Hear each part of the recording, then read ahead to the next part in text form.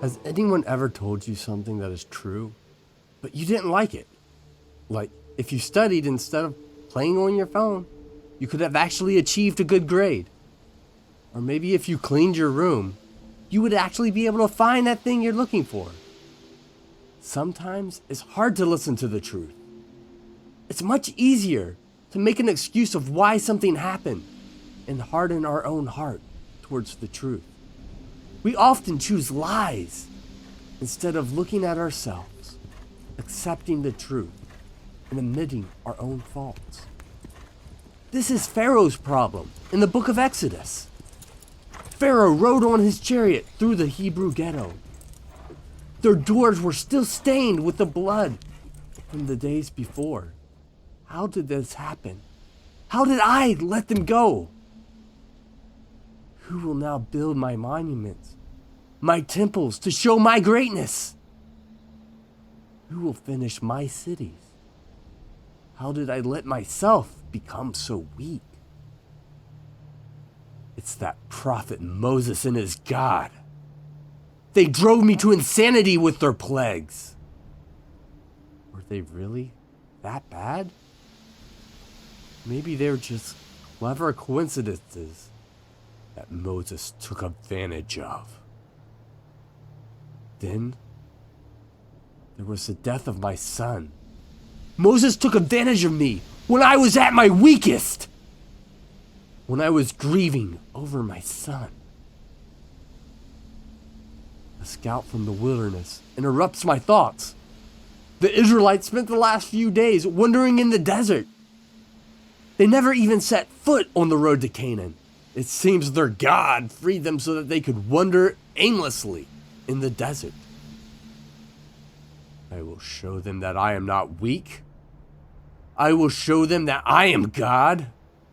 I will show them that their God is nothing. I will bring them back from the wilderness, and they will always be my slaves. Or they will die. Guards! Harness the horses.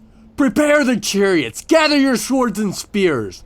We will go to the desert and rescue these slaves from the wilderness. With my army assembled, we left Egypt to capture or kill these rebellious slaves. Then we saw them camped by the sea, trapped by mountains.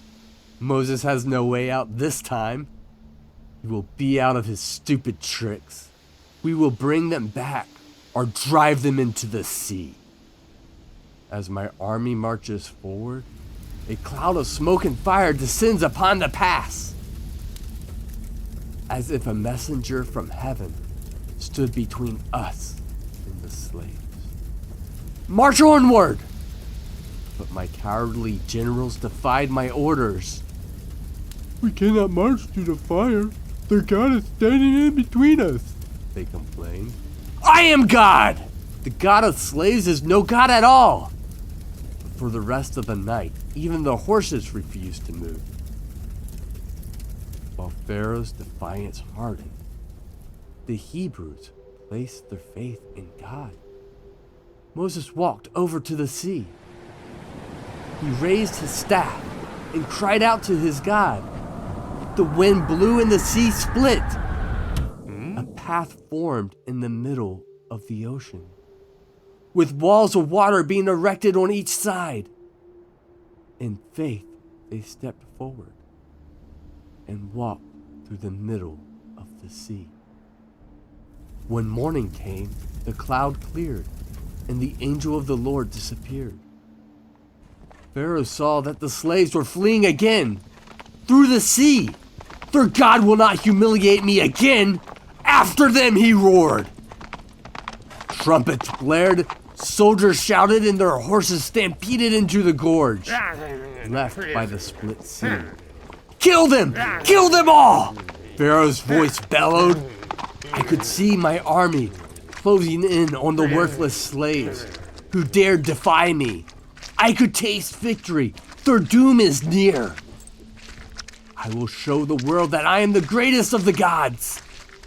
Then the sand on the seabed softened. The wheels of the chariots sank. The soldiers' shouts turned into cries for help. "We are fighting against their lord!" they cried. And that was the last thing I heard. Before the crash of waves and the walls of water crumbled, in a great crash, the path through the sea closed in, dashing the horses, the chariots, and my men into the depths of the ocean. Then there was silence. No wind, no waves, just a calm ocean of glass. My army was gone. No men, no horses, not even a wheel from a chariot visible. "But I'm God," Pharaoh muttered. My army destroyed, my kingdom falling to pieces, my son dead, my home crumbling. I hardened my heart towards the true God, and in my hardness of heart, I destroyed everything that mattered to me.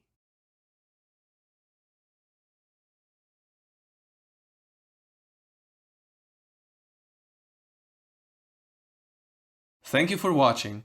Consider liking, subscribing, and sharing this video with a friend.